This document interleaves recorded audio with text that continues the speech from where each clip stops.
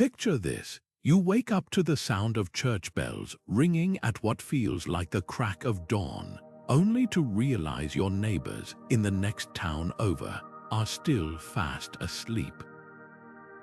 Their bells won't chime for another hour. To us, it might seem like a minor inconvenience, but in medieval Europe, this kind of mismatch wasn't just annoying.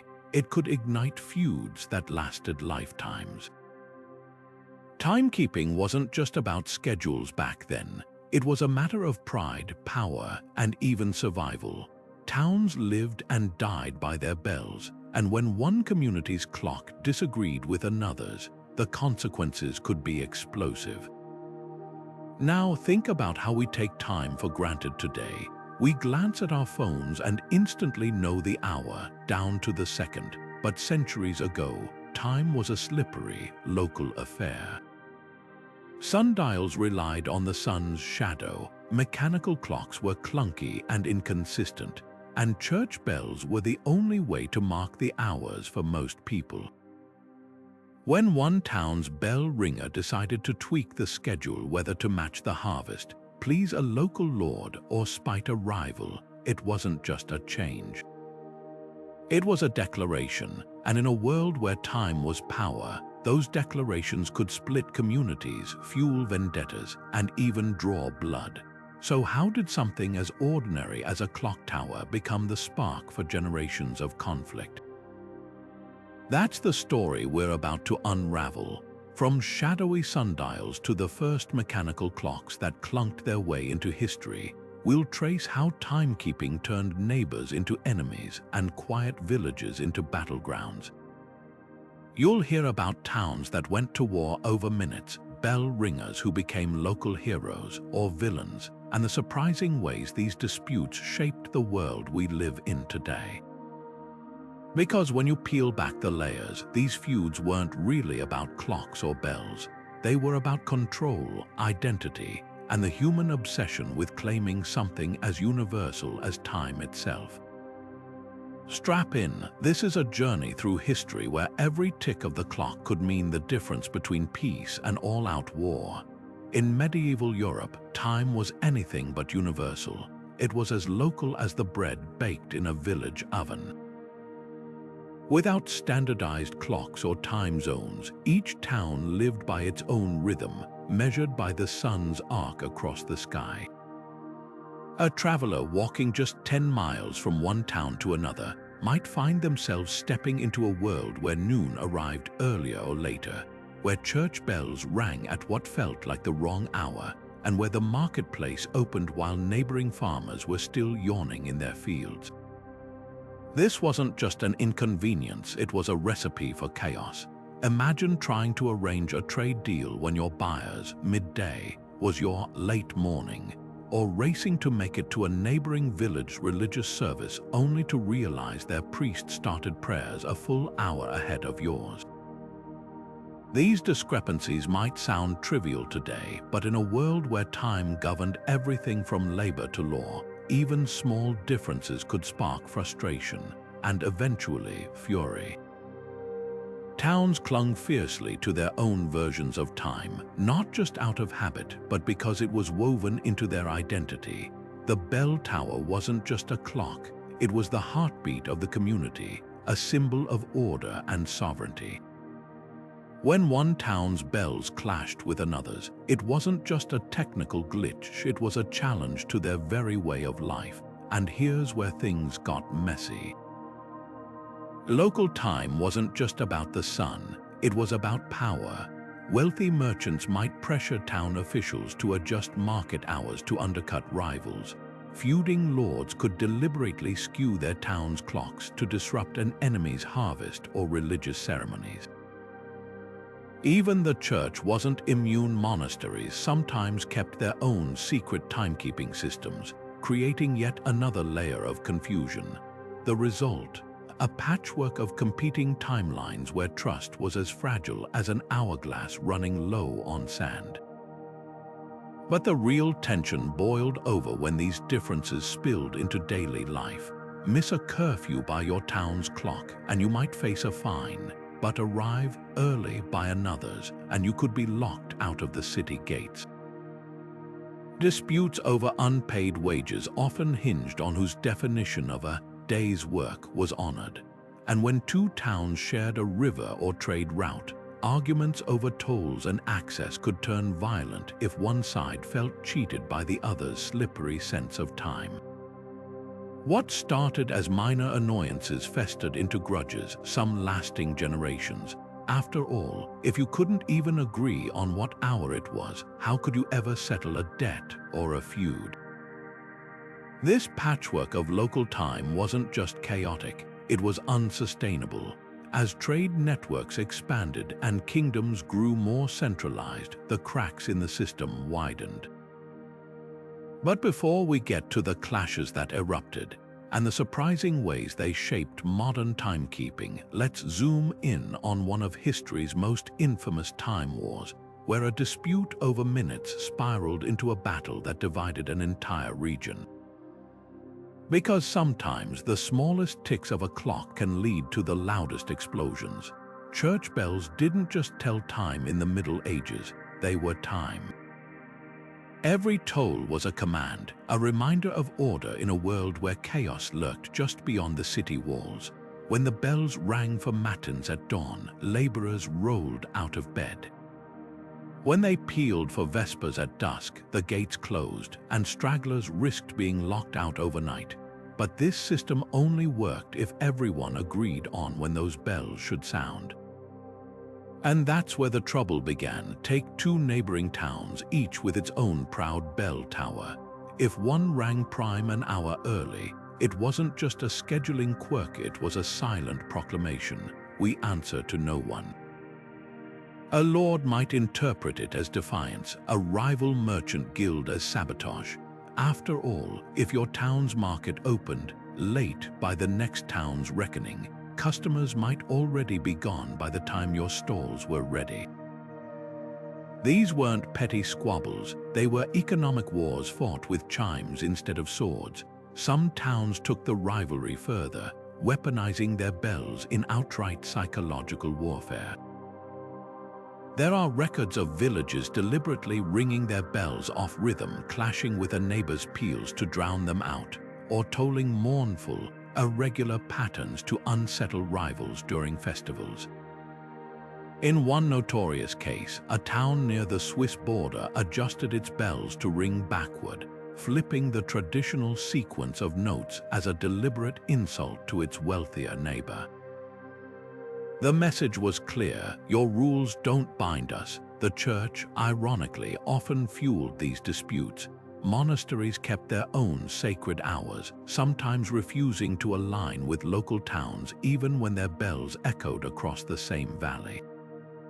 In 14th century France, a feud between a cathedral chapter and a nearby abbey grew so heated over prayer times that the bishop finally intervened, not to reconcile them, but to decree that both sets of bells would ring simultaneously, creating a cacophony that left townsfolk covering their ears. It was less a compromise than a punishment for pride, but the most explosive conflicts arose when timekeeping collided with politics. In the German town of Goslar, a dispute over mining rights escalated after one faction reset the town clock to shorten their rival shifts. When the opposing side retaliated by smashing the clock mechanism, the tension erupted into a street brawl that left the market square littered with broken gears and bloodied noses. It was a blunt reminder: control the clock and you control the people. These battles over bells reveal something deeper than stubbornness. Time was the one thing every medieval person shared. The sun rose and set for serf and lord alike. To tamper with it was to deny that shared reality, to say, my truth is louder than yours. And in a world where identity was tied to place, the right to declare when was as sacred as the right to declare where. The echoes of those feuds still linger today, every time we grumble about daylight saving time or argue over time zones, because even now, time isn't just numbers on a clock. It's power, For centuries, sundials ruled the rhythm of daily life, their shadows stretching and shrinking with the sun's slow dance across the sky. But they had one glaring flaw. When clouds rolled in, time itself seemed to vanish. A rainy week could leave entire towns guessing at the hour, turning schedules into chaos. Then came the mechanical clock, clunky, expensive, but relentless in its ticking. Unlike the sundial, it didn't bow to the weather. It marched forward, indifferent to storms or seasons, and that consistency came to mean more than just punctuality. It became a status symbol, a line drawn between the haves and have-nots of medieval Europe. Picture a wealthy merchant city like Nuremberg, where a towering mechanical clock might crown the central square, its gears whirring like a heartbeat of progress. Meanwhile, a farming village 20 miles away still relied on sundials, their lives tethered to the whims of daylight. The difference wasn't just practical, it was political. A town with a mechanical clock wasn't just keeping time, it was flaunting its wealth, its sophistication, its refusal to be left in the dark ages. And for communities still using sundials, every glance at those silent, shadowless slabs was a reminder of who called the shots. This wasn't just about telling time, it was about who got to define it. When a sundial and a clock disagreed, the clock's backers would sneer, calling their rivals backward or superstitious. Traditionalists fired back, accusing clockmakers of arrogance, of defying God's natural order by replacing the sun with man-made contraptions. In some places, the feud turned literal. There are accounts of sundials being vandalized, their gnomons snapped off by clock advocates, while angry mobs in conservative towns sometimes smashed mechanical clocks as devil's work. The church, caught in the middle, often deepened the divide. Some monasteries embraced clocks for their precision in scheduling prayers, while others saw them as a threat to the sacred rhythm of divine time. In one bizarre standoff, a French abbot ordered his monks to ignore the new clock in the nearby town, insisting they follow their sundial even when it meant praying at what the locals called the wrong hour. The resulting confusion, monks chanting vespers while townsfolk were still at market, fueled resentment for years. But the real powder keg was trade. Merchants relying on clocks could coordinate shipments down to the hour, while sundial-dependent traders might arrive late, missing deals or facing penalties. In ports like Genoa, dockworkers paid by the hour demanded clocks to prevent cheating, while landowners paying day laborers fought to keep sundials, which let them stretch the workday in summer. These weren't just disagreements, they were class wars disguised as debates over technology. And then there were the outright manipulations. Cunning lords quickly realized they could exploit the chaos. A tax collector might use a sundial to declare a payment late, then switch to a clock to claim the fine was higher. Rival towns racing to send goods to market would deliberately mislead each other about time, spreading false rumors like the clock's broken or the sundial's off by an hour today. The mistrust grew so thick that some trade contracts began specifying which timekeeping method would govern the terms, a medieval version of check the fine print. What started as a technical upgrade had become a social earthquake. The clock didn't just tell time, it revealed who had power, who resisted change, and who was willing to fight for control over something as invisible yet vital as the hours in a day. And as these tensions simmered, they set the stage for an even bigger battle, one that would pit entire regions against each other in a war where time wasn't just measured, but weaponized. Markets were the lifeblood of medieval towns, bustling hubs where grain changed hands, cloth was bartered, and fortunes could rise or fall in a single morning.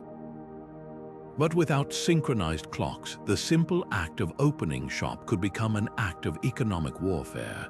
Imagine two market towns, barely a day's walk apart, each setting their own hours by the sun or the erratic chime of a local bell. If the first town's market gate swung open an hour earlier, its merchants could drain away customers before the second town even lit its torches at dawn.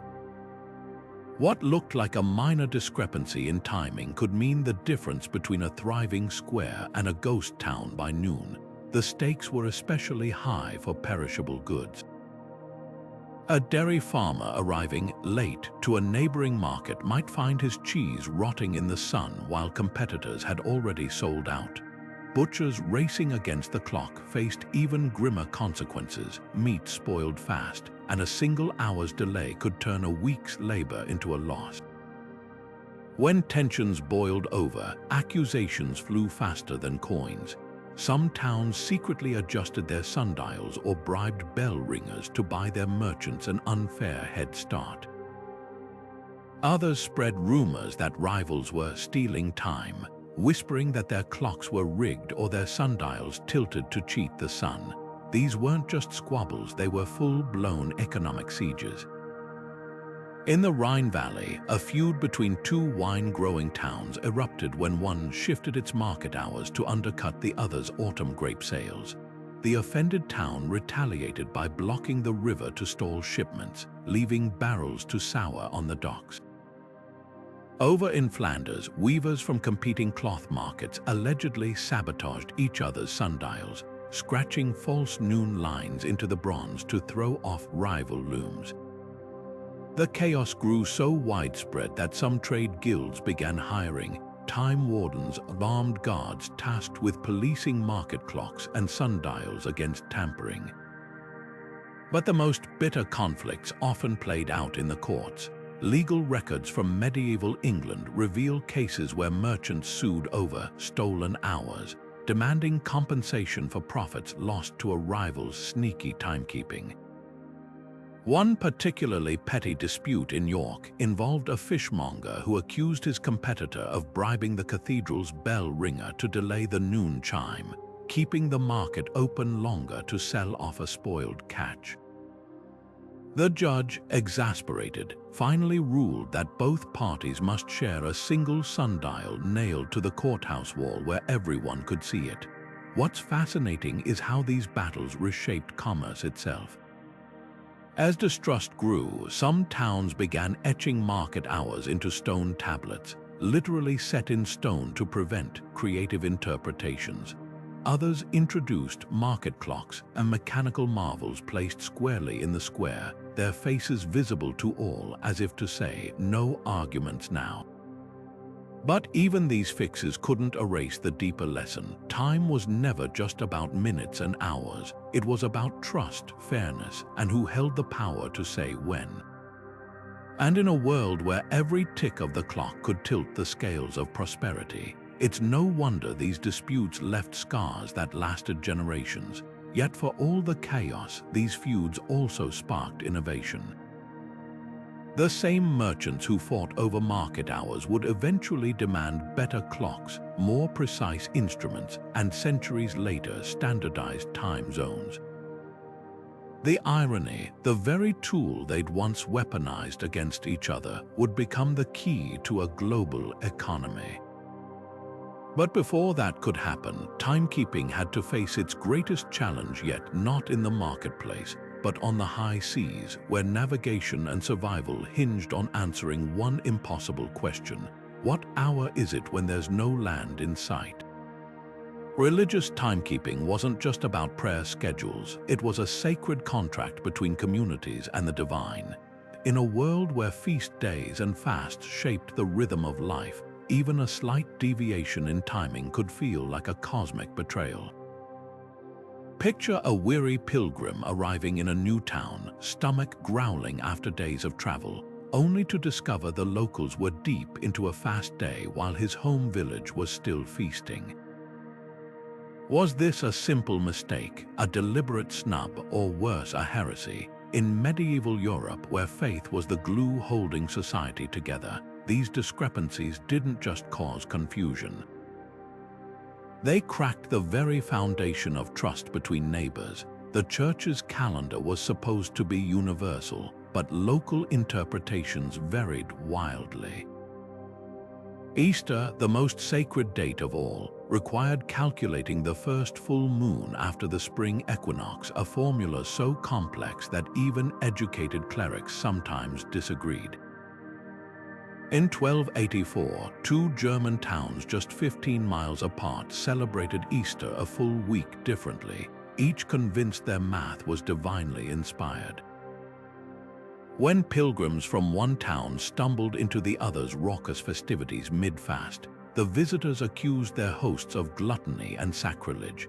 The hosts fired back, branding the pilgrims as joyless fanatics.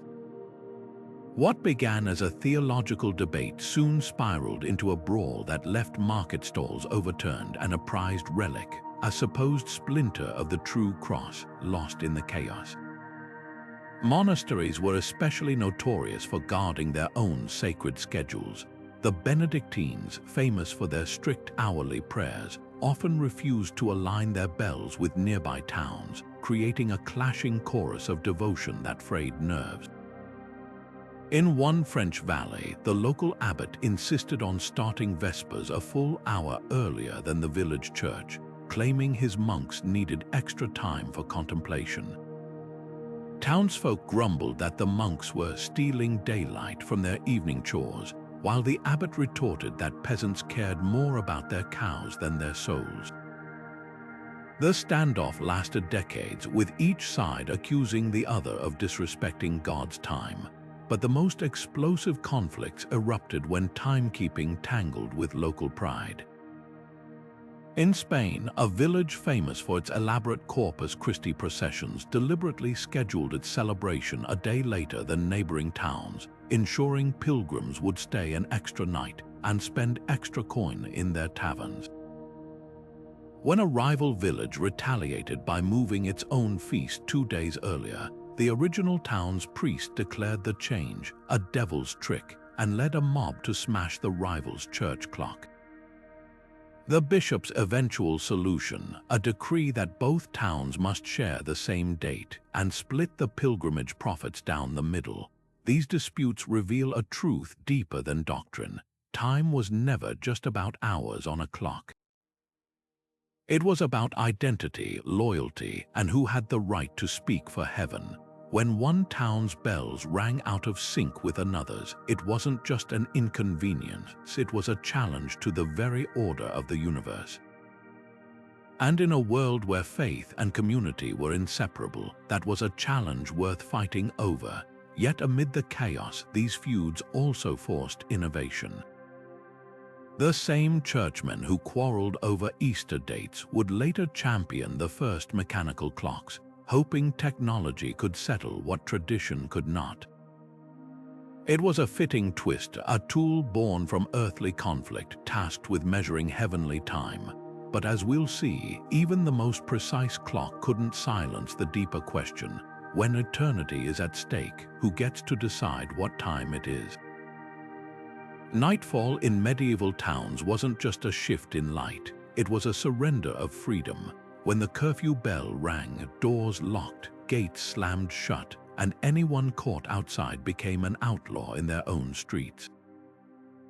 But here's where things got messy. Not all curfew bells agreed. A merchant traveling between towns might hear the first warning chime in one place, hurry toward the next, only to arrive just as those gates were already barred. Suddenly, he wasn't just late, he was a criminal trapped in the no-man's land between two versions of time. The strictness of curfews often revealed who held power. Wealthy trade cities, paranoid about thieves, might slam their gates shut the moment the sun dipped below the horizon. Meanwhile, farming villages with fewer valuables to protect often stretched their curfews into twilight. This wasn't just a difference in routine, it was a cultural rift. Towns with early curfews sneered at their neighbors as reckless or lawless, while those with later hours accused the strict towns of acting like prison wardens. In the Swiss Alps, one village famously refused to adjust its curfew even after a neighboring lord demanded synchronization, declaring, "Our night begins when our mountain's shadow says so, not on some stranger's clock." But the real trouble started when these differences spilled onto the roads. A cart driver delivering goods between two towns could be hailed as punctual in one and thrown in the stocks in another, all for the same journey. In 1423, a wool merchant near Bruges was fined 3 times in a single week, once by each town he passed through, each citing their own conflicting curfew times. His furious guild retaliated by boycotting all 3 markets, sparking a trade war that lasted months. Some towns weaponized curfews deliberately. A lord feuding with a rival might suddenly move his curfew an hour earlier, stranding the other's subjects outside the walls overnight. There are records of border towns setting trap curfews, where guards hid until travelers were midway between settlements, then ambushed them for violating an arbitrarily enforced hour. The message was clear: time wasn't just a measure, it was territory. Religious processions added another layer of tension. Pilgrims traveling to shrines often relied on the hospitality of towns along their route. But if one town's curfew forced them to bed down early while the next barred them from entering, they could find themselves sleeping in ditches or worse. In England, a group of Canterbury-bound pilgrims once smashed a town gate after being locked out at what their home abbey insisted was still daylight. The town's response: they reset their sundial to prove the pilgrims were wrong, then billed them for the broken hinges. These clashes weren't just about practicality. They exposed a fundamental question: who had the right to control movement, to define danger, to draw the line between order and oppression? Every toll of the curfew bell was a reminder that time wasn't just passing, it was being wielded. And in the shadows between those disputed hours, resentment festered, waiting for dawn. Time wasn't just measured in the Middle Ages, it was conquered. When a victorious lord marched into a new territory, his first act wasn't always raising taxes or installing a new mayor. Often, it was resetting the clocks. Forcing a town to abandon its local time and adopt the ruler's standard wasn't just administrative housekeeping, it was psychological warfare. Imagine the humiliation of a proud burgher watching as his town's ancient sundial was chiseled away to match some distant duke's fancy new mechanical clock. Every toll of the adjusted bell wasn't just marking the hour, it was a reminder: you answer to us now. Some rulers took this symbolism to extremes. In 1409, Duke Ludwig of Bavaria ordered every conquered village in his realm to synchronize their church bells with his castle's clock, down to the minute. Those who dragged their feet found their market privileges revoked or their mills blockaded. Over in Burgundy, Count Philip the Bold went further, demanding that defeated towns not only match his time but ring a special loyalty chime at noon, a jarring, dissonant note added to their usual peals. The message was unmistakable. Even the sound of time itself now bore his stamp, but the most insidious power plays happened under the guise of practicality. When King Edward III of England pressured Welsh towns to adopt London time, he framed it as a boon for trade. Yet the unspoken truth was stark: any town refusing to comply was cut off from royal protection, left vulnerable to raids or rival claims. Meanwhile, in Italy, the Visconti family of Milan manipulated time to bleed their rivals dry. By forcing subject cities to observe longer work hours under their clocks, they could demand more taxes calculated by the artificially extended day. Resistance was met with timekeepers mysteriously vanishing, their clocks accidentally smashed during repairs. The church played this game too. Bishops frequently imposed uniform prayer times across their dioceses, but the real power lay in controlling feast days. A town granted the right to celebrate a local saint's day on its own terms kept its identity. One forced to align with a distant cathedral's calendar lost a piece of its soul. In 1291, the Archbishop of Mainz provoked a riot by decreeing that a beloved village festival must shift to match his schedule. Townsfolk responded by locking the cathedral's bell ringer in his own tower, feeding him only bread and water until he agreed to ring the correct hours. What made these battles so bitter was their intimacy. Unlike a tax or a law, time seeped into every corner of life when you woke, when you worked, when you prayed. To surrender your town's time was to surrender its heartbeat, and that's why some of history's quietest rebellions were fought not with swords but with shadows. In the Swiss Alps, villagers under Habsburg rule famously kept two sets of time, one for the tax collector's ledger, another for their own fields. They'd smile and nod as officials checked the official sundial, conveniently placed in the shade of a pine tree, while their real timekeeper, a hidden water clock, ticked away in a shepherd's hut. These struggles reveal a truth that echoes today. The fight over time was never about clocks, it was about autonomy. When a modern worker checks their watch against the company clock, or a nation debates daylight saving time, they're replaying an ancient drama. Because whoever controls the hours doesn't just schedule your day, they define what your life is worth. And as we'll see next, that definition could mean the difference between feast and famine when timekeeping clashed with the most relentless force of all, nature itself. The cobbled streets of 14th century Flanders weren't just pathways for merchants and pilgrims, they were the stage for a silent war, fought not with swords but with gears and shadows. At the heart of it all stood two rival cities, Ghent, with its ancient sundial casting time in the old ways, and Bruges, where a gleaming new mechanical clock tower loomed over the marketplace like a declaration of modernity. What started as a simple disagreement over the hour soon became a feud that would split the region for generations. Because in Flanders, time wasn't just measured, it was a battleground for pride, power, and who got to call themselves the future. Bruges' clock tower was more than a marvel of engineering, it was a flex. While most towns still relied on the sun's unreliable dance, Bruges' leaders had poured fortunes into their mechanical masterpiece, its gears oiled by the wealth of the Hanseitic trade routes. Every hour, its bells rang with a precision that felt almost supernatural, drawing crowds just to witness the spectacle. But Ghent, just 30 miles away, refused to bow to what its elders called the tyranny of ticking metal. Their sundial, they argued, had marked time faithfully for centuries, its shadow moving with God's own rhythm. To abandon it would be to spit on tradition itself. The conflict turned vicious faster than anyone expected. Bruges' merchants, emboldened by their clock's accuracy, began scheduling trade deals an hour earlier than Ghent's markets, luring away customers with promises of punctuality you can trust.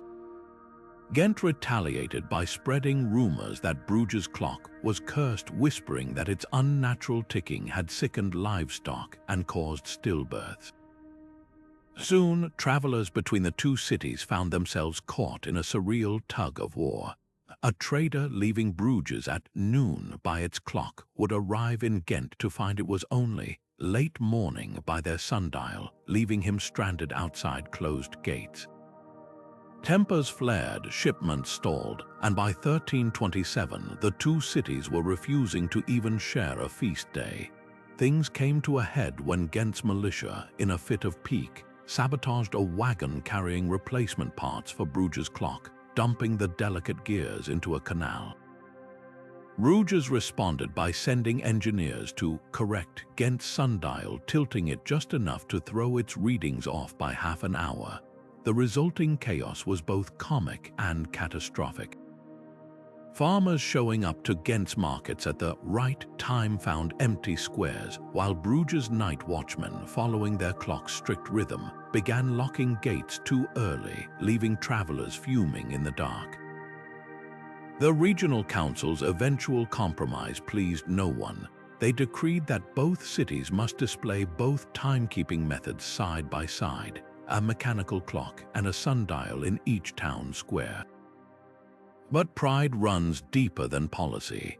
Records show Bruges' sundial was accidentally placed in perpetual shade under the clock tower's eaves, while Ghent's clock mysteriously lost 15 minutes a day until its gears rusted into silence.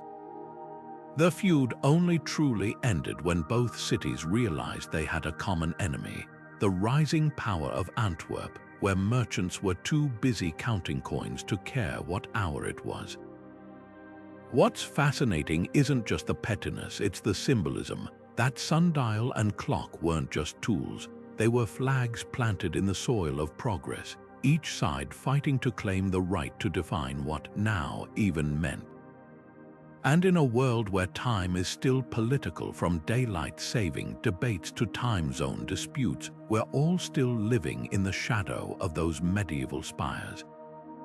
When the peasants of medieval England swung their axes into the wooden gears of a lord's clock tower during the Great Revolt of 1381, they weren't just smashing a machine, they were hacking at the very chains that bound their lives. To us, a clock might seem like an innocent marker of hours, but to a serf drowning in feudal obligations, it was the ticking heart of their oppression. Every chime from that tower wasn't just telling time, it was a command: plow faster, harvest sooner, work longer. And when the people finally snapped, they didn't torch castles or loot treasuries first. They went straight for the clocks. The revolt didn't erupt overnight. For years, landlords had been tightening the screws, using mechanical clocks to redefine what a day's work meant. Traditional labor agreements were based on natural rhythms, sun-up to sundown, with breaks tied to the sun's position. But clocks introduced something far more rigid: fixed hours, measured relentlessly, with no mercy for aching backs or parched throats. A lord could now claim his peasants had shortchanged him by minutes, demanding extra labor to make up the difference. In Essex, records show fields being measured by the clock rather than the crop, with overseers barking orders like, "You've got 600 ticks to finish this row." What pushed the peasants over the edge wasn't just the extra toil, it was the blatant cheating. Some lords manipulated clocks like loaded dice, slowing them down during work hours and speeding them up at paytime. A surviving complaint from Kent accuses a bailiff of adjusting the manor clock so that noon came twice in harvest season, but never at mealtime. Others installed clocks with no faces at all, leaving the bell ringing to the lord's discretion. Imagine hearing the end-of-day chime while the sun still blazed high, knowing protest might mean a whipping or worse. The rebels' fury wasn't blind vandalism. They targeted clocks with surgical precision, often sparing other symbols of wealth. In Canterbury, insurgents demolished the cathedral's prized clock, but left the bishop's silver untouched. At St. Albans Abbey, they famously tore apart the abbot's mechanical marvel, then forced the monks to swear an oath against replacing it, lest ye steal God's sunlight from the people. These weren't riots, they were calculated strikes against a system that had turned time itself into a weapon. Even after the revolt was crushed, the message lingered. Lords who'd once flaunted their clocks now hid them behind fortified walls. Some monasteries quietly returned to sundials, framing the switch as piety rather than fear. And in a delicious twist, the very technology meant to control the masses became a symbol of resistance. Folk ballads from the era are riddled with clock metaphors, comparing tyranny to a broken spring or freedom to a bell unchained. The revolt's true legacy wasn't in shattered gears, but in exposed truths.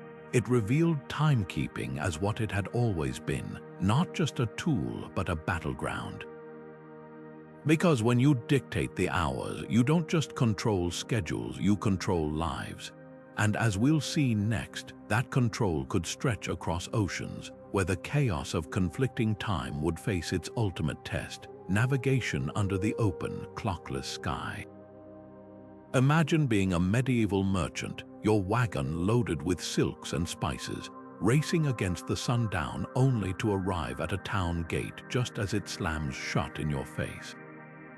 The guard scowls, pointing to the clock tower. Market closed an hour ago, but your own sundial strapped to your belt swears it's still trading hours.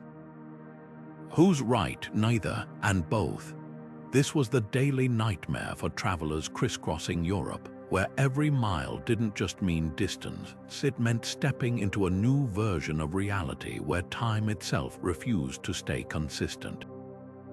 Merchants became accidental time smugglers, carrying invisible conflicts in their saddlebags. A trader leaving Cologne at dawn might reach Aachen by what his home city called midday, only to find locals still calling it late morning.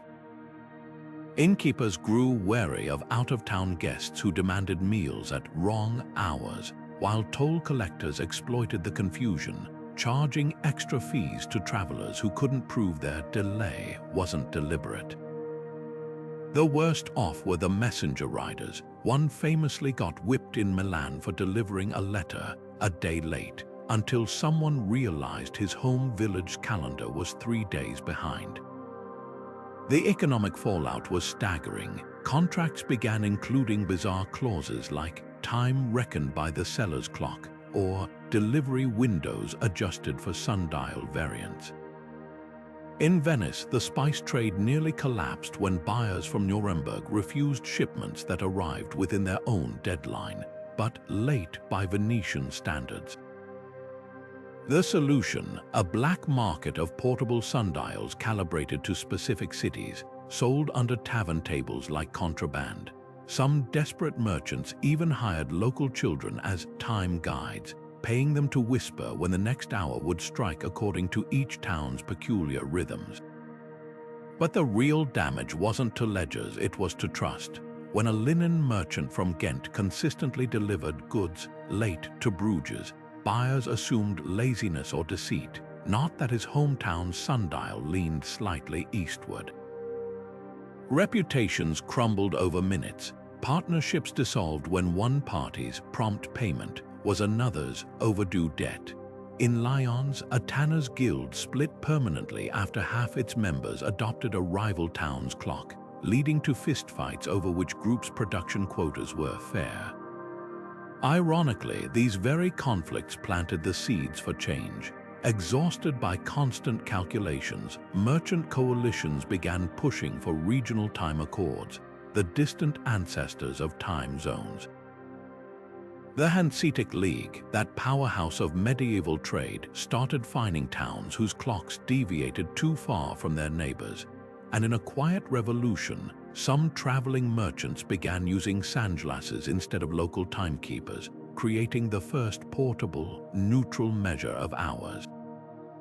They didn't know it yet, but they were inventing something far bigger than punctuality. They were building a world where time could finally cross borders without starting wars. Yet for all their frustration, these travelers left us an unexpected gift.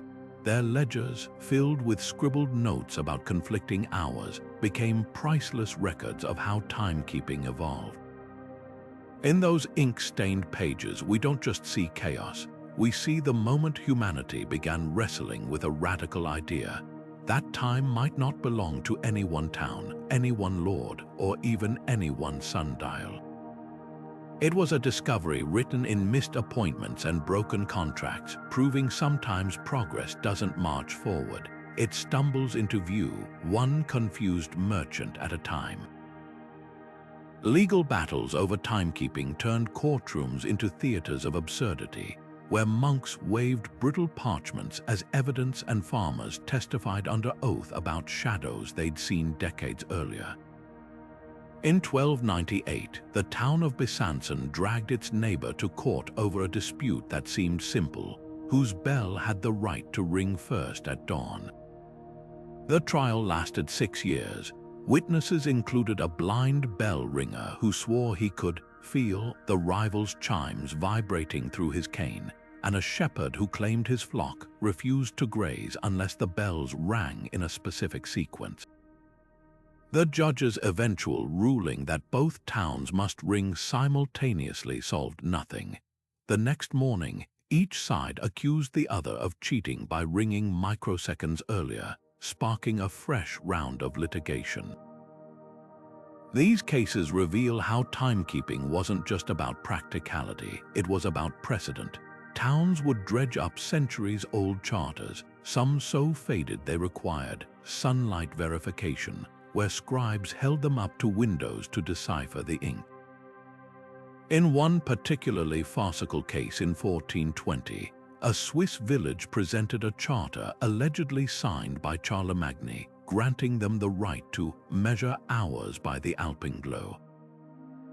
The opposing town countered with a document purportedly penned by an angel, complete with heavenly wax seals. The exasperated judge ordered both artifacts burned to end the bickering. Enforcing verdicts was like herding cats. When Avignon's papal court ruled in 1344 that a Provençal abbey must delay its Vespers bells to match the town's schedule, the monks responded by ringing them inside the cloister, technically complying, since the sound no longer crossed municipal borders. Other towns played semantic games, adjusting their clocks but redefining what noon meant. A famous ruling in Strasbourg required a clock tower to be moved 6 feet westward. The townsfolk instead moved it 6 inches and called it a gesture of goodwill. The richest irony, these lawsuits often cost more than the clocks themselves. The burghers of Görlitz spent 12 years' worth of toll revenues fighting a case over 7 missing minutes, only to discover mid-trial that their own clock had been miscalibrated by a sleepy apprentice. Yet for all their futility, these battles laid groundwork for modern law. The concept of time theft emerged from cases where laborers sued over manipulated work clocks, while early contract law was shaped by disputes over delivery deadlines. Even today, when we argue over time zones or daylight saving, we're standing on the creaky floorboards of those medieval courtrooms where time wasn't just measured, it was litigated. Perhaps the most telling detail comes from the archives of Lübeck, where a 15th century judge scrawled in the margin of a timekeeping verdict, "Better to decide between 2 thieves than 2 clocks." Because in the end, these cases weren't really about hours or bells. They were about the oldest human conflict of all, who gets to write the rules and who must live by them. And as we'll see next, that struggle would soon leap from the courthouse to the open seas, where the stakes weren't just bruised egos. They were lives lost in the waves. The grand clock towers rising over medieval market squares weren't just timekeepers, they were taunts in stone and iron. When a wealthy city like Strasbourg unveiled its astronomical clock in 1354, complete with dancing figurines and a crowing mechanical rooster, it wasn't merely telling time. It was screaming to every rival town within earshot, "Look what we can afford." These towering marvels, often costing more than a year's worth of cathedral repairs, became the ultimate flex of civic pride. But for communities scraping together coins to fix their sundials, each chime from a neighboring clock tower felt less like progress and more like a ticking reminder of their place at the bottom of the feudal ladder. The resentment wasn't just about envy, it was about power. A town with a public clock didn't just announce the hours, it dictated them. Merchants from smaller villages arriving at regional markets would find themselves at the mercy of the host city's timeline, forced to sell their wares at hours convenient to the clock-owning elite. In 1402, the cloth makers of Ypres deliberately slowed their clock during wool auctions, forcing visiting traders to wait until local merchants had snapped up the best fleeces. When challenged, they shrugged, "Our tower, our time." The lesson was clear: whoever controlled the clock controlled commerce itself. Sabotage became the great equalizer. In the dead of night, shadowy figures would scale rival towers, stuffing rags into bell mechanisms or bending gear teeth with smuggled hammers. Some attacks were blatant, like the mob in 1428 that toppled Ghent's clock into the river with ropes and sheer brute force. Others were sly. A Bavarian town once trained pigeons to nest inside a rival's clock tower, their droppings gumming up the works until the gears ground to a halt. The most creative sabotage came from within. Disgruntled clockmakers hired to maintain mechanisms would subtly alter pendulum lengths or misalign weights, ensuring the clock accidentally gained or lost minutes to suit their patrons' agendas. Even the church got caught in the crossfire. When the abbot of Cluny installed a lavish clock in 1461, villagers protested by holding their own anti-clock processions, marching with sundials held aloft like protest signs. In Essex, a bishop's decree that all parish churches must synchronize with his cathedral's clock backfired spectacularly. Half the congregation simply stopped ringing bells altogether rather than submit. The standoff lasted until the bishop's own timekeeper mysteriously stopped working, its weights found neatly stacked beside it with a note, "God's time needs no chains." Yet for all the chaos, these clashes forced a reckoning. As more towns acquired clocks, the sheer impracticality of competing timelines became unbearable. The same merchants who once bribed bell ringers began demanding standardization, if only to prevent their shipments from rotting at contested gates. It was a turning point, the moment Europe began grudgingly admitting that time might not belong to any one town, any one lord, or even any one clock.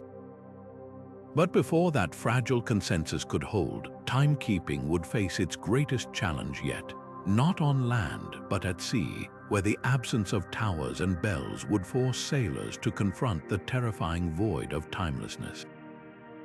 Wedding bells and clock towers had more in common than you might think in medieval Europe.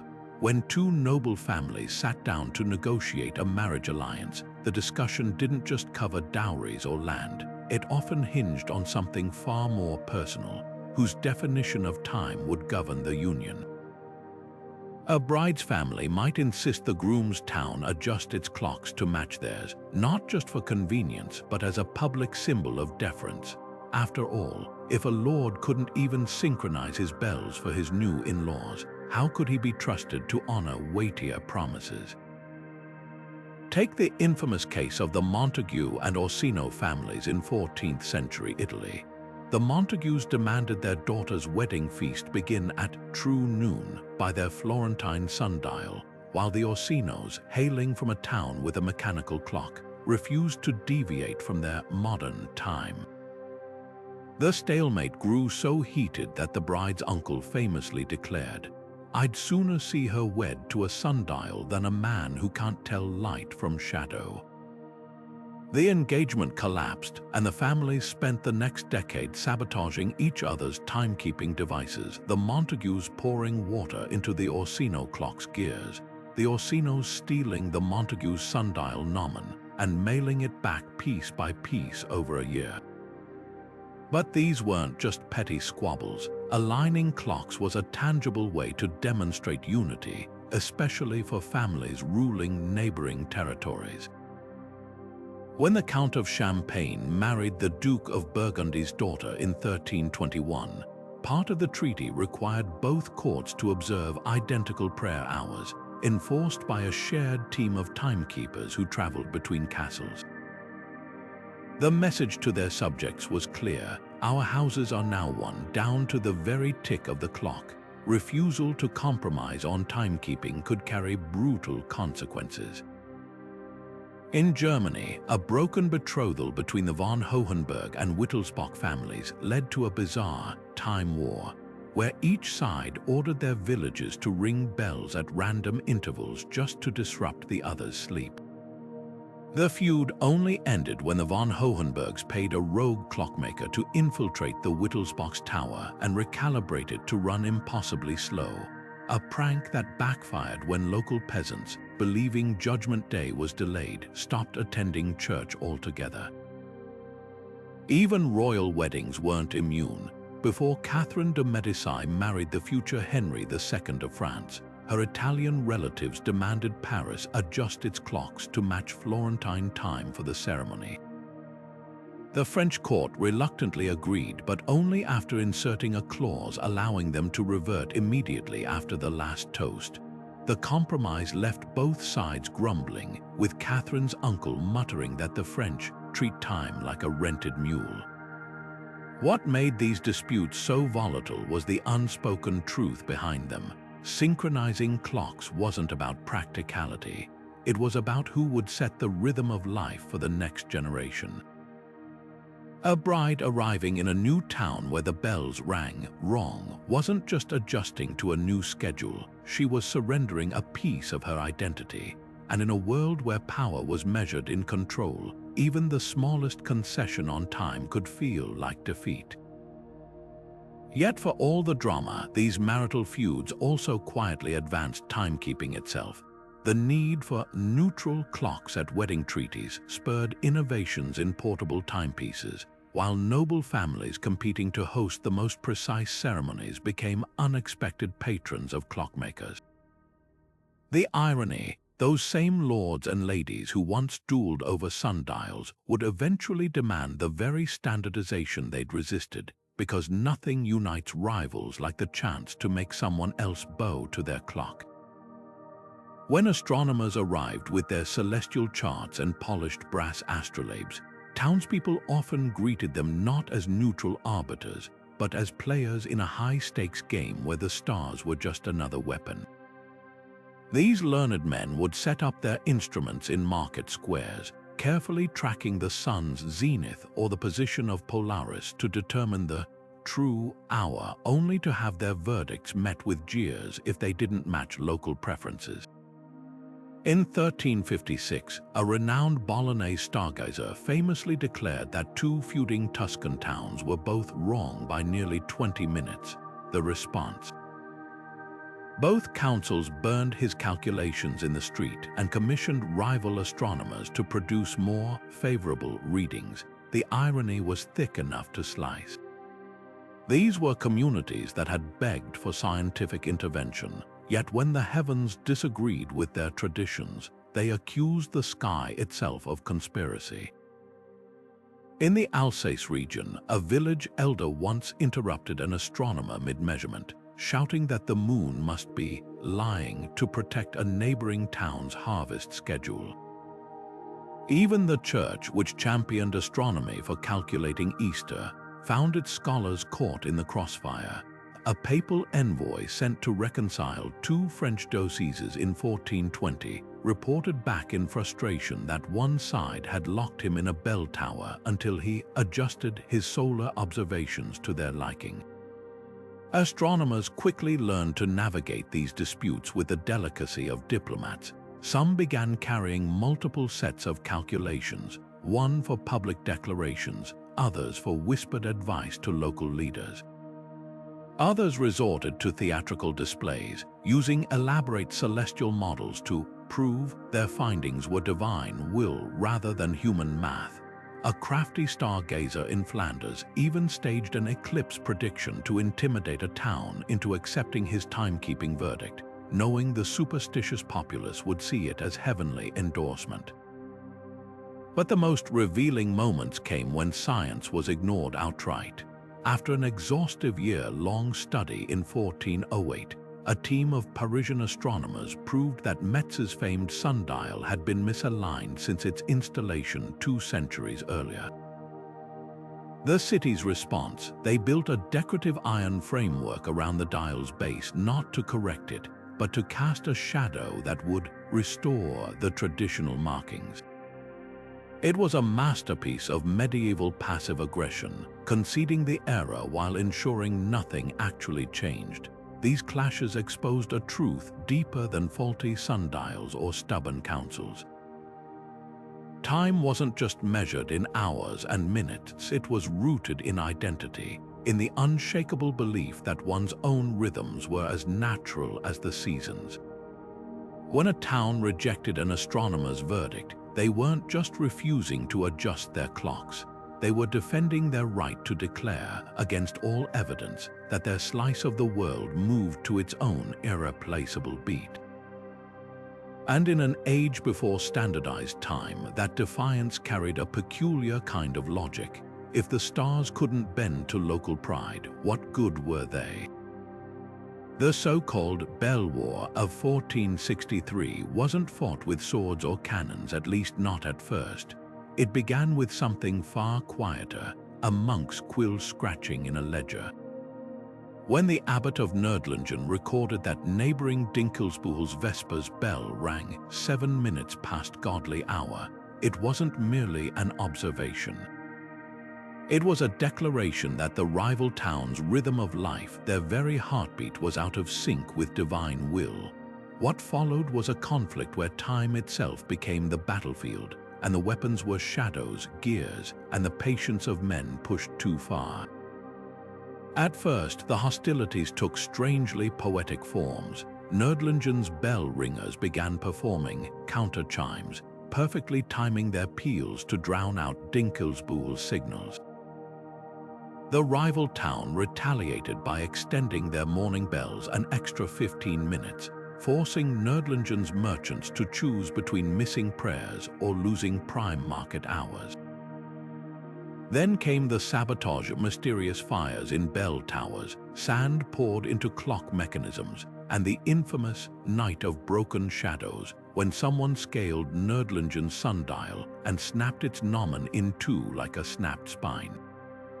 The escalation from pranks to pikes happened almost by accident. A group of Dinkelsbühel youths caught red-handed tampering with Nördlingen's clock weights were publicly whipped. Their town's council responded by blockading the road where Nördlingen's wool merchants transported goods. When a shipment rotted in the summer heat, militias formed. By harvest season, both towns had dug trenches along their borders, not over land or taxes, but over whose bells had the right to declare noon. What made this conflict so peculiar was how time became currency. Captured soldiers weren't ransomed with gold, but with promises, a week's worth of synchronized bell ringing, or the return of stolen clock parts.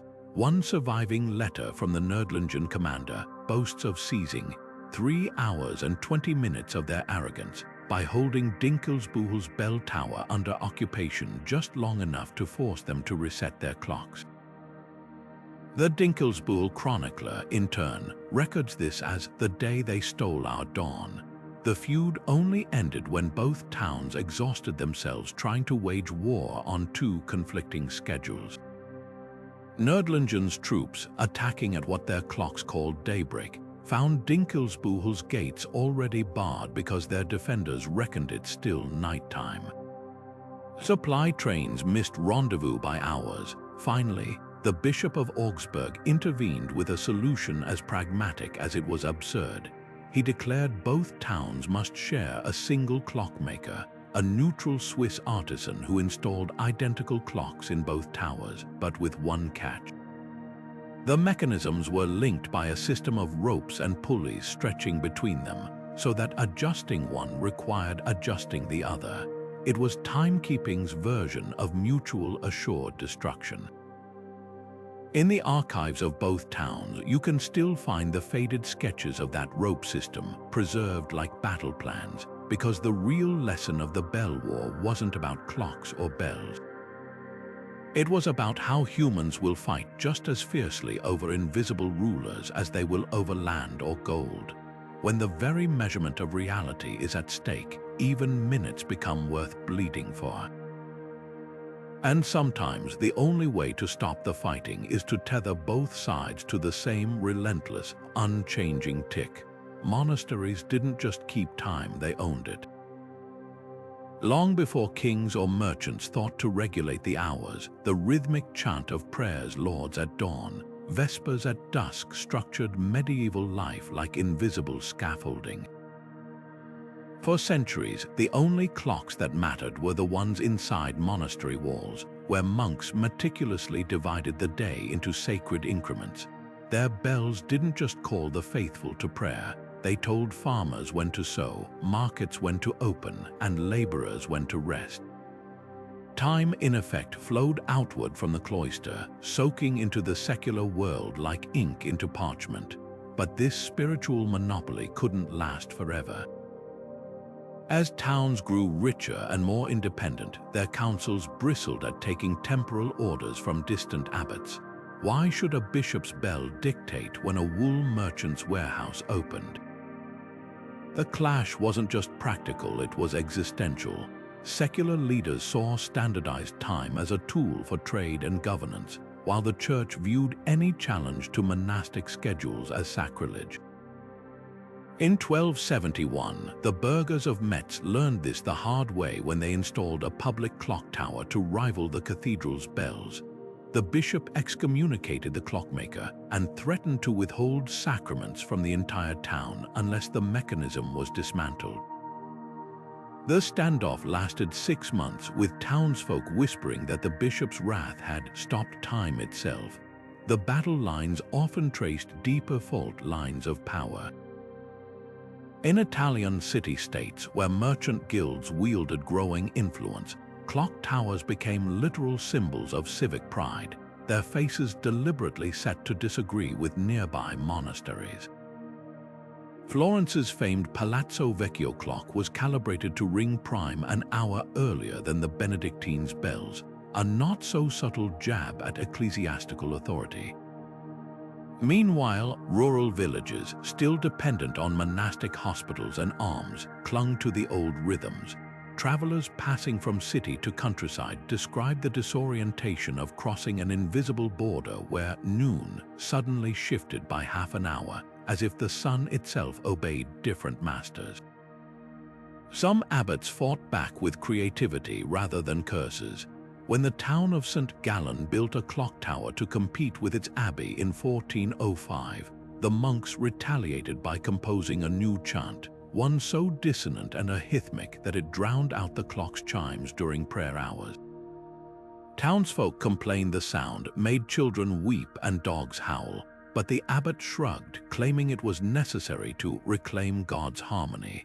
Other monasteries simply refused to acknowledge secular time, keeping their own shadow clocks hidden in cloistered gardens, their true calculations shared only with trusted allies. The irony, this very conflict pushed timekeeping forward. Town councils, desperate to legitimize their clocks, poured money into precision mechanics. Monks, determined to prove divine time superiority, became unlikely pioneers in astronomy, refining sundials with intricate zodiacal calibrations. Even the church's resistance had unintended consequences. When papal decrees banned certain public clocks, engineers responded by building them taller, their bells louder, as if to shout down celestial objections.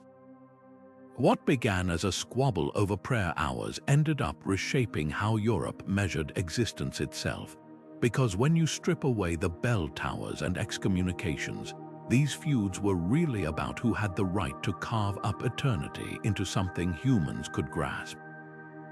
And in that struggle, neither side could have guessed they were winding the gears of a much larger revolution, one where time would eventually slip from the hands of monks and magistrates alike, becoming a force no single power could fully control. In the flickering candlelight of medieval taverns, whispers swirled that certain bells didn't just mark time, they controlled it. Villagers spoke in hushed tones of clocks that could summon storms if struck at the wrong hour, or sundials whose shadows attracted plague if cast upon a neighbor's land. These weren't just stories, they were weapons in the silent war over time. When the bells of Rothenburg mysteriously tolled 13 times at midnight in 1429, the town blamed not a faulty gear, but a hex placed by jealous rivals from Dinkelsbühl. Within weeks, Rothenburg's council had ordered their own bell ringer to perform a counter-chime at the witching hour, not to correct the count, but to unravel the curse. Some superstitions blurred the line between ritual and practicality.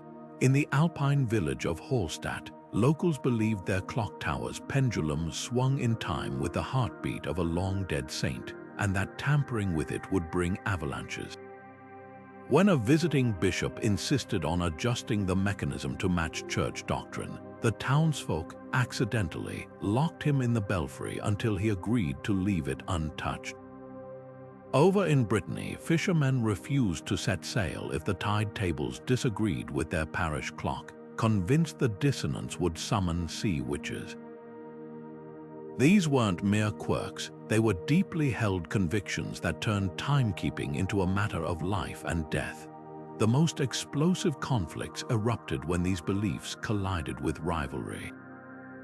Two towns in the Black Forest, already feuding over timber rights, escalated their animosity after one sundial was found daubed with goat's blood, an alleged attempt to steal productive daylight hours through dark magic. The accused town retaliated by hiring a time witch to perform a public ritual proving their clocks were blessed by angels. Records show both sides spent more on exorcisms and protective charms than they did repairing their actual timekeeping devices.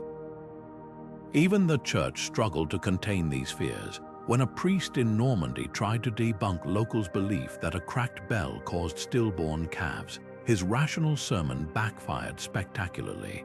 The villagers became convinced he was the curse and drove him out with pitchforks.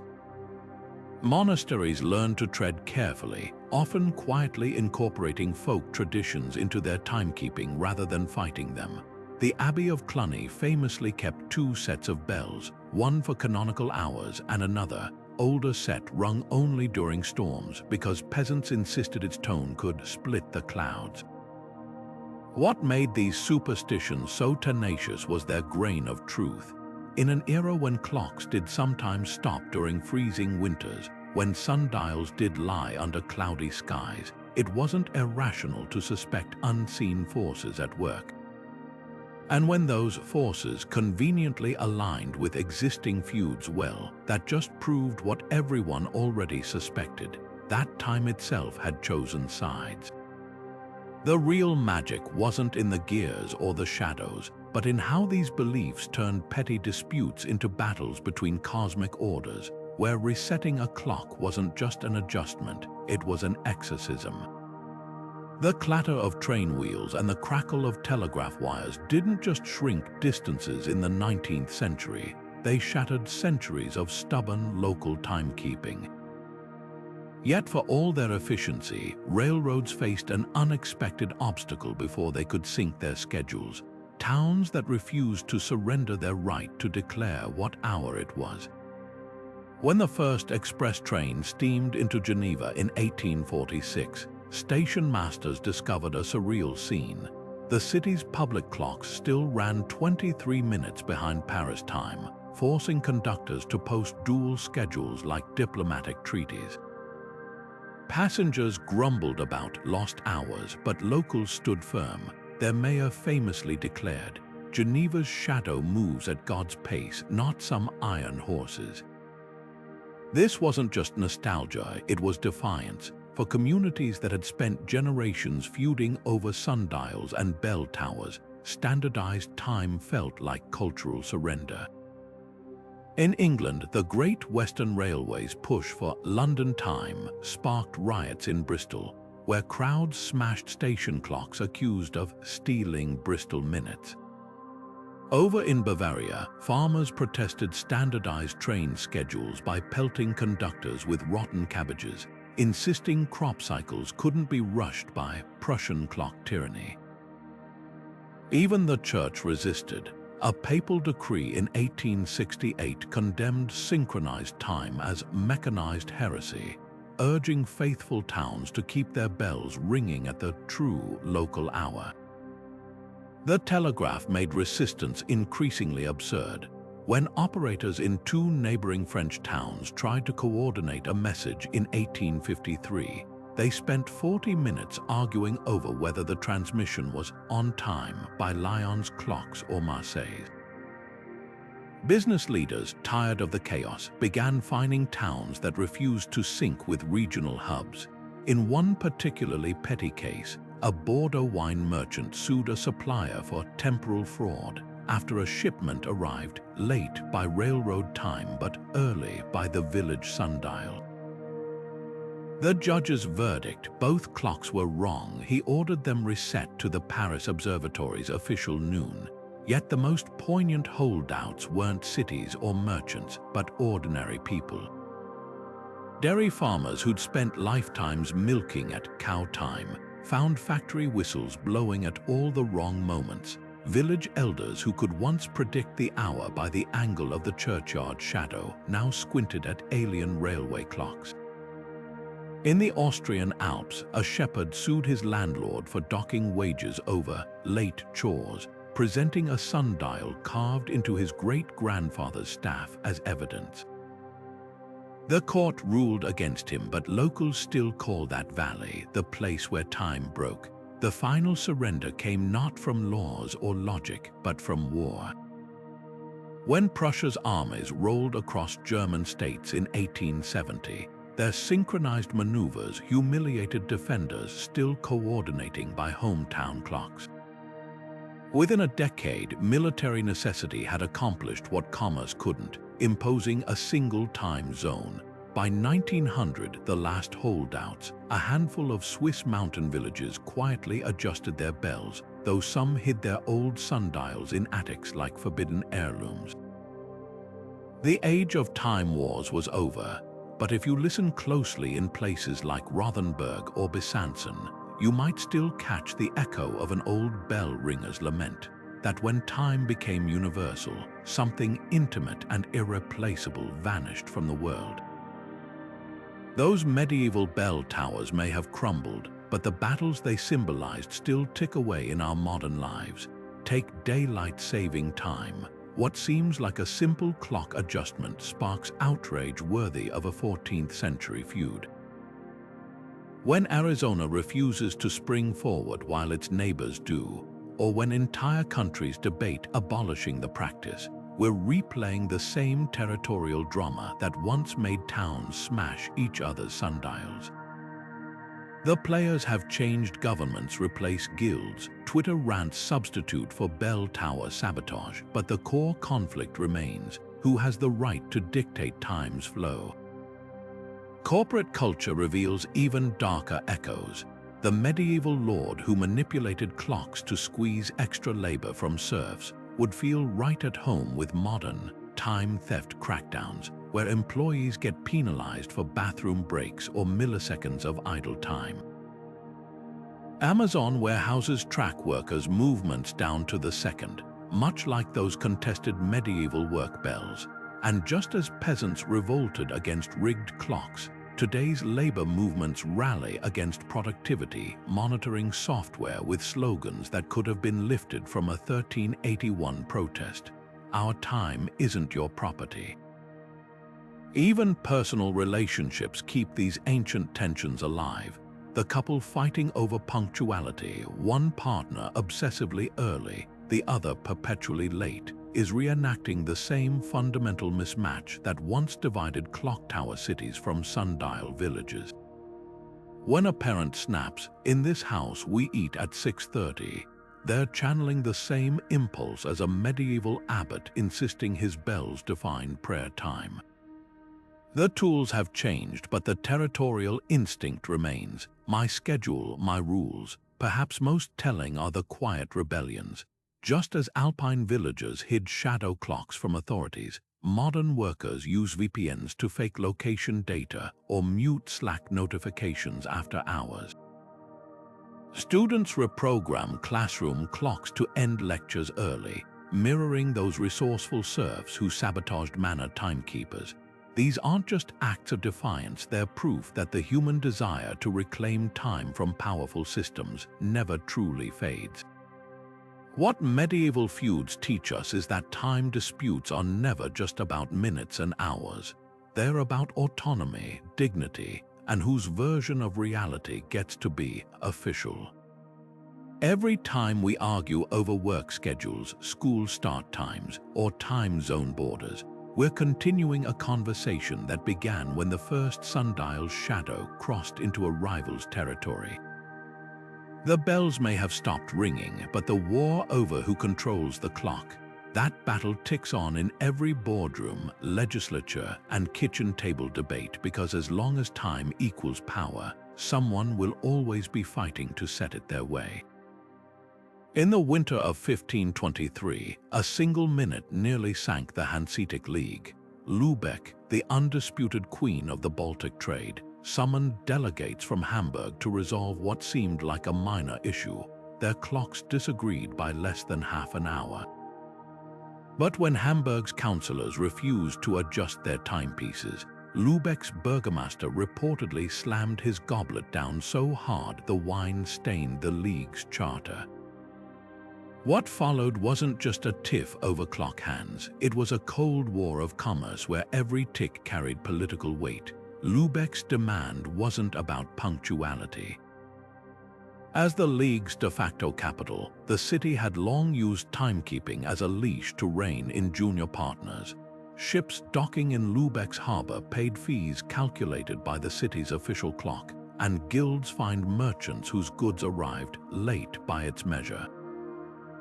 When Hamburg, younger, wealthier, and itching for autonomy, balked at synchronizing, it wasn't rejecting an hour, it was refusing to kneel. The retaliation was swift. Lübeck's harbor masters began charging Hamburg merchants temporal tariffs, inflating fees for shipments arriving out of sync with their clocks. Hamburg retaliated by resetting its own clocks even further from Lübeck's, a move as symbolic as flipping a table. Soon, captains trading between the cities faced impossible choices: obey Lübeck's time and risk fines in Hamburg, or vice versa. Some resorted to carrying 2 sets of logbooks, one for each city's officials, while others simply lied, bribing clock keepers to falsify arrival times. Diplomacy unraveled in absurdity.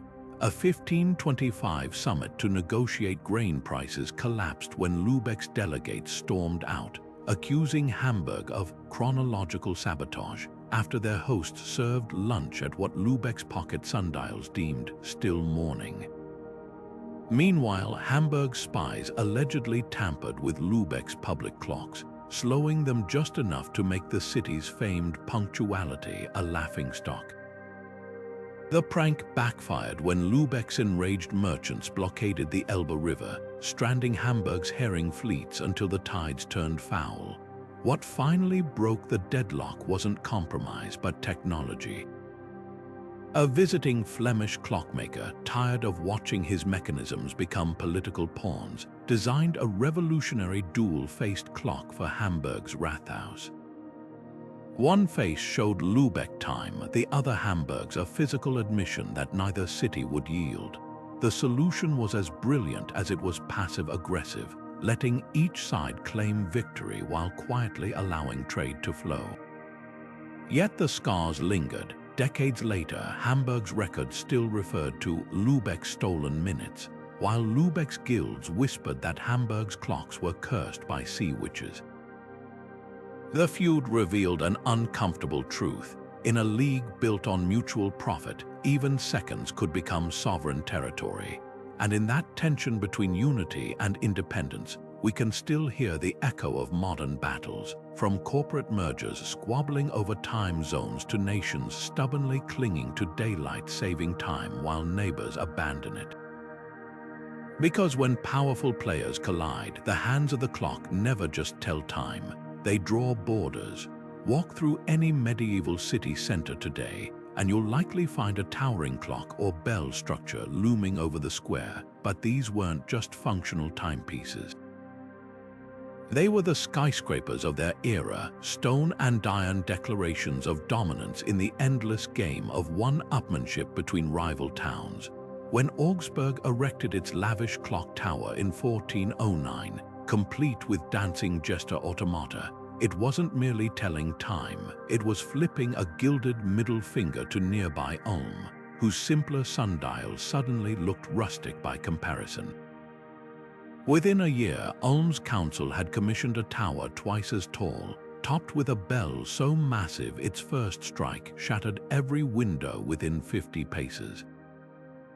These architectural arms races reshaped cityscapes in ways still visible centuries later. Strasbourg's astronomical clock, a masterpiece of gears and gilded zodiac signs, was designed specifically to outshine Basel's planar model so aggressively that its builders poached Basel's lead engineer mid-construction. The bitter feud left Strasbourg with a technological marvel and Basel with a grudge that manifested in their next project. A stark, minimalist tower whose precision made chimes could be heard 3 towns over, drowning out Strasbourg's fancier but quieter bells. Height became the ultimate flex. When Regensburg's spire reached 200 feet in 1482, Nuremberg's merchants secretly funded an extra 30 feet for their own tower, then spread rumors that Regensburg's foundations were unstable. The psychological warfare worked. Regensburg wasted a fortune reinforcing perfectly sound walls, while Nuremberg's builders smugly added another decorative spire. But the most cutting insults came through symbolism. After a feud over toll roads, the Italian town of Siena rebuilt its clock tower with 12 faces instead of the traditional 4, ensuring no matter where rival Florentines stood, they'd see the time staring back at them. The irony, these vanity projects often bankrupted towns while solving nothing.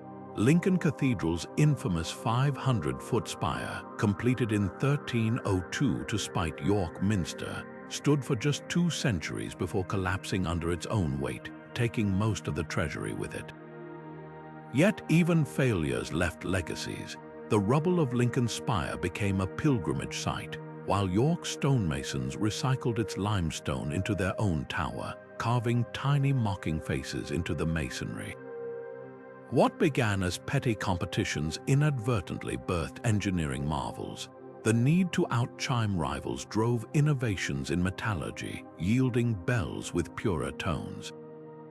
Tower height wars advanced structural engineering, with architects experimenting with flying buttresses and hollow core designs to reach ever greater altitudes. And those ornate clock faces, they became medieval infographics blending time with astrology, religious iconography, and even early weather prediction, all because some burgher couldn't bear the thought of his neighbor's tower getting more tourists. Today, we admire these structures as quaint relics, but their shadows still stretch long. Modern cities unconsciously echo these battles in their own skyline rivalries, the Burj Khalifa's obsessive height records, the One World Trade Center's symbolic stature. Because whether it's 14th century bell towers or 21st century glass spires, the impulse remains the same: to carve dominance into the very horizon, ensuring no one forgets whose time and whose power really matters. Imagine waking up each morning never quite certain when the day truly began. For ordinary folk trapped between feuding towns, time wasn't just inconsistent, it was untrustworthy. A baker in Strasbourg might need dough by his parish bell's dawn chime, only to find the market gates locked because the council's new mechanical clock declared it still nighttime. This wasn't mere inconvenience, it was gaslighting by sundial. The psychological toll of living in these fractured timelines left people questioning their own senses. Diaries from the period reveal eerie parallels to modern anxiety disorders, sleeplessness from anticipatory bells, listening for non-existent chimes, or compulsive shadow checking among farmers convinced their sundials were lying. The stress went deeper than missed appointments. Time disputes eroded the very fabric of communal trust. When a village elder declared noon by the sun while the bailiff insisted it was only 11 by the tax collector's clock, it forced neighbors to pick sides. Records from 15th century Tuscany describe families splitting along clock and dial factions, with children forbidden from playing together lest they absorb the wrong time. In extreme cases, the uncertainty bred paranoia. A chronicle from York recounts a widow who hid her own water clock, convinced the rival town had sent agents to poison its flow. Religious life became a minefield of temporal dissonance. Attending Mass in a neighboring parish meant risking eternal damnation if their Vespers bell rang too early, technically breaking your home village fast.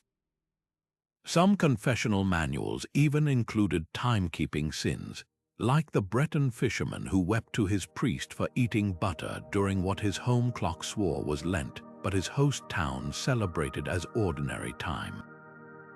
The Church's solution: double repentance for those who'd sinned across conflicting hours.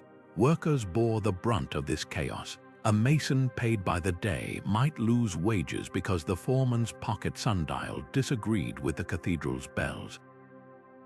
Guilds in Augsburg reported spikes in brawls when apprentices from clock-aligned workshops mocked sundial using rivals as sun-struck simpletons.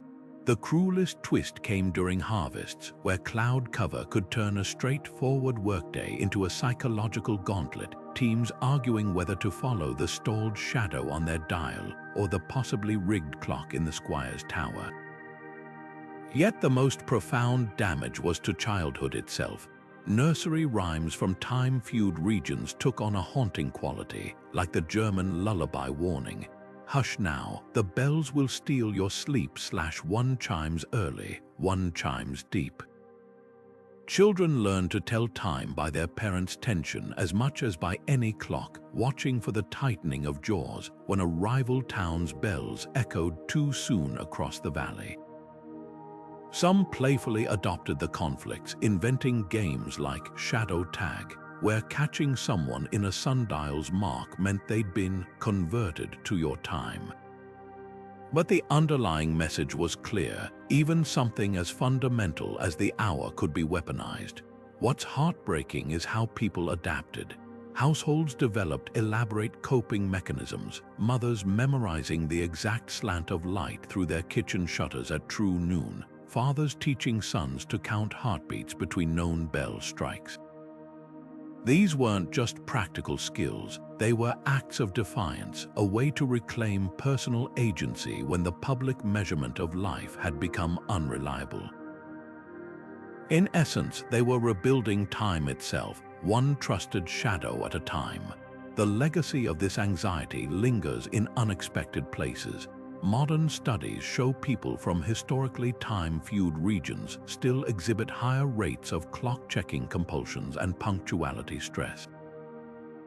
It's as if the trauma of temporal instability embedded itself in cultural DNA, a silent echo of centuries spent never quite knowing what hour it was or who to believe. Because when time itself becomes contested territory, the mind pays the toll in perpetual vigilance, always listening for the next bell to ring or not. A stained glass window in Chartres Cathedral tells a silent but damning story. Amid scenes of saints and martyrs, one panel shows two townsfolk wrestling over a sundial while their villages burn in the background. The inscription reads simply, "Pride divides." This wasn't just decoration, it was propaganda. Medieval artists and chroniclers wielded timekeeping feuds as cautionary tales, twisting the absurdity of real-life clock battles into moral lessons about hubris and harmony. Take the tale of the two bell ringers, a 14th-century allegory scribbled in the margins of a French monastery's ledger. It recounts how neighboring villages, once united, fell into ruin after their bell ringers' cousins no less began a petty competition to out-chime each other. One added extra rings at dawn to claim the day's first prayer. The other retaliated by holding midnight mass earlier, stealing hours from the previous day. The story crescendos with both churches collapsing under the strain of their own bells, burying the ringers in rubble. The moral: a bell's echo returns to its tower, a poetic warning that pride always circles back to destruction. Artists amplified these themes with brutal symbolism. A fresco in Siena's Palazzo Pubblico depicts Kronos, the god of time, weeping as he's torn apart by two feuding factions, one tugging his hourglass toward a sundial, the other toward a mechanical clock. Even the tools of timekeeping became loaded icons. In illuminated manuscripts, broken gears sprouted like thorns from the heads of greedy merchants, while sundials shone cracked or tilted signaled divine disapproval. The message was clear: tampering with time wasn't just impractical, it was sinful. But perhaps the most revealing portrayals come from satire. A woodcut by the German artist Hans Holbein the Elder shows a donkey straddling a town boundary, its front half following one village clock, its rear obeying the others. The caption mocks, "Here stands reason, if only it could choose a direction." These works didn't just mock the feuds, they exposed their root cause, the absurdity of prioritizing local pride over shared reality. Yet for all their moralizing, these artistic critiques often missed the deeper truth. When a Flemish tapestry shows angels resetting a town clock to end a feud, it frames resolution as divine intervention rather than human compromise. The art rarely asked why communities clung so fiercely to their own time. The farmers needing dawn aligned with milking, the monks guarding prayer rhythms that structured their salvation. These weren't just petty squabbles, they were clashes over whose way of life deserved to set the rhythm of existence. That tension still pulses in modern portrayals of timekeeping feuds. The villain in a popular children's book, The Clock Tower War, isn't either town, but a shadowy figure who profits from their disunity, a sly nod to how power thrives on discord. Even the Doctor Who episode, The Bell Witches, reimagines medieval time feuds as literal battles waged with sonic weapons, where reconciling clocks saves the universe. The medium changes, but the lesson endures. When we weaponize time, everyone loses. What these works grasp, whether carved in stone or streamed on screens, is that time disputes were never about mechanics. They were about the stories we tell to justify our place in the world, and sometimes it takes the exaggerated mirror of art to show us how ridiculous and how human those stories can be.